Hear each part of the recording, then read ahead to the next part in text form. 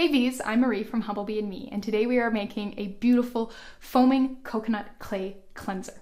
Try saying that 10 times fast. The bulk of this gentle scrub is white kaolin clay. Now, if you don't have white kaolin clay, you can use another lightweight, fluffy, silky, smooth clay. So that's definitely not bentonite clay or Rasool clay, but something like the French clays or some of the lighter Australian clays or zeolite clay can work. The reason I like the white stuff is because it's white. I find especially whenever it's a red or a pink clay, oh my heavens, the mess that makes in my sink. And I am not the kind of person who wants to clean her sink after she cleans her face, so I like the white clay. But if you happen to have like a French green or zeolite on hand instead, feel free to use that as an alternative. To add a bit of fat and make this a little bit more gentle, I've added some coconut milk powder. Also adds an awesome coconut smell. If you don't have coconut milk powder, you could use a different milk powder, so something like goat's milk, but just keep in mind that your final product is going to smell like goats instead of coconuts. And as a toss-up between the two, I'm probably going to choose coconuts over goats in the olfactory department every single time. The foaming part comes from the inclusion of some sodium Cocoyl isethionate, which is a beautiful, really gentle powdered surfactant. So you can't use a liquid surfactant instead. You could use a different powdered surfactant, but please make sure that you check the active surfactant rate of that surfactant and make sure that it is gentle for the skin. I would probably also check the pH of it so that you're not adding an extremely basic surfactant to this project, because we do want it to be mildly acidic, and fortunately sodium Cocoyl isethionate is, which is sweet. So because it's powdered, we can just blend everything together, which is great, very easy to make. The last ingredient that we're adding is some marshmallow root, which gives the scrub like a really nice sort of silky slip, because marshmallow root is quite silky and slippy. So you can get a really nice sort of silky, slippy, lightweight physical exfoliation going on there with some nice sudsy lather to really get a beautifully clean but not overly dry feeling face. If you want to, you can add a couple drops of essential oil to the grinder after you've done the initial grind and let it settle and then blend that in. That's totally up to you. I would choose something that goes well with the scent of coconuts. But I decided to leave this unscented because I wanted it to be all coconutty goodness. But yeah, let's get started. So this one's really simple. We're basically just grinding everything together. So chances are not all of this is going to fit in your coffee grinder. So our priorities are sort of as follows. The marshmallow root, of course, you can see that this definitely needs to be broken up. The sodium Cocoyl isethionate, which is quite clumpy and needs to be broken up. Then the coconut milk, and then the clay. So if you can't fit all the clay in your coffee grinder, don't worry about it, we'll add it later.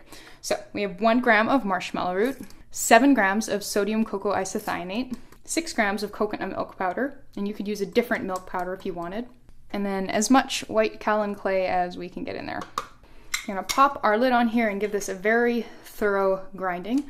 I'm also going to put on my dust mask at this point in time because I do find that there is some general leakage and poofage from this coffee grinder while I use it, and I don't want to inhale that at all.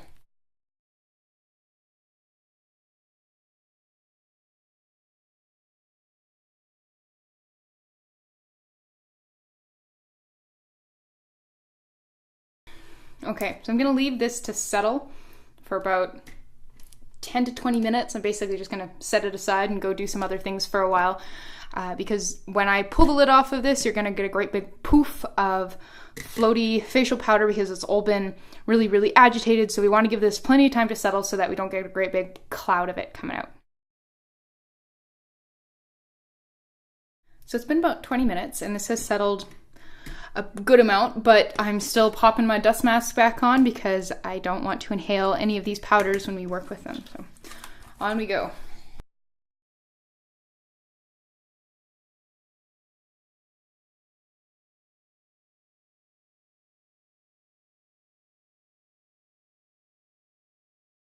All right, now that that's done all of its sort of vigorous stirring and dumping and whatnot, I've popped my dust mask off. And all we really have to do is pop this in the jar. So this is a 100 milliliter amber glass jar from Voyageur, and we can just lightly spoon this in here. So you may have noticed that unlike with many of the powdery concoctions I do, I didn't add any oil to this, and that's because the coconut milk powder actually has quite a lot of fat in it.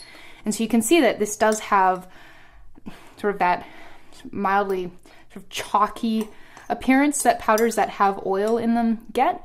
And you can also see that as I'm spooning it around, now that I'm handling it reasonably gently, I'm not whizzing it around in a coffee grinder or dumping it places in large volumes, it's really not poofing out much at all. So we don't really have to worry about it becoming airborne at any sort of dangerous levels when we're working with it, or when we're, using it, basically. So there you go. Now let's take a look at it in action. So I've added a splash of water into this bowl, and we can sprinkle in some of the powder here and give it a stir.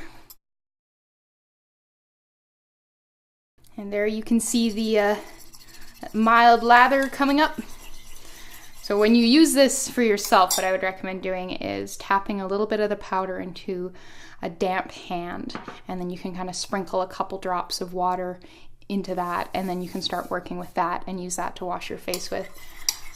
But there you can see it definitely lathers, which I always think is super, super cool.